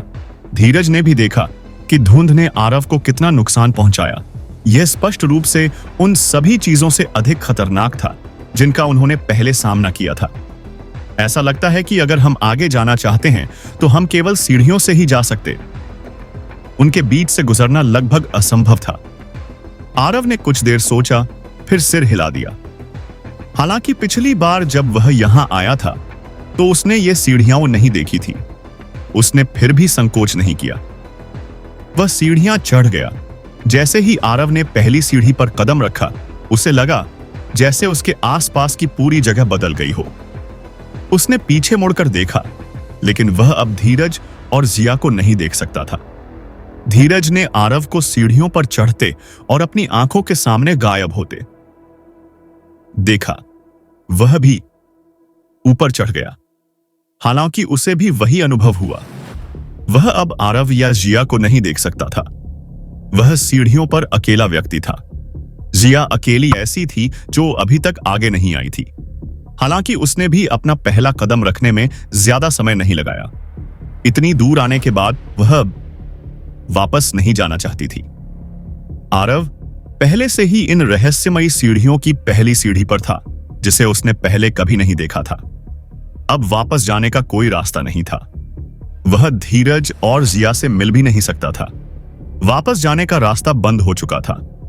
वह केवल आगे जा सकता था। उसे यह पता नहीं था, लेकिन जैसे ही उसने सीढ़ियों पर कदम रखा, उसने इन सीढ़ियों और अपनी आत्मा के पैटर्न के बीच एक अजीब सा संबंध महसूस। अब तक सीढ़ियां बिल्कुल सामान्य लग रही थीं। बस एक ही बात अजीब लग रही थी कि पहली सीढ़ियों पर खून के कुछ निशान दिख रहे थे। खून के निशान ऐसे लग रहे थे जैसे वे बहुत लंबे समय से वहां थे, संभवतः हजारों सालों से भी ज्यादा। इतने लंबे समय के बाद भी सूखे खून के निशानों में आत्मा की आभा अभी भी महसूस की जा सकती थी, जो बताती थी कि वह व्यक्ति कितना शक्तिशाली रहा होगा जिसका खून यहां गिरा था। आरव ऊपर चढ़ता रहा, फिर भी उसे सीढ़ियों का अंत नहीं दिख रहा था। उसे यह भी लगा कि सीढ़ियां खतरनाक हैं, फिर भी उसे अभी तक कोई खतरा महसूस नहीं हुआ था।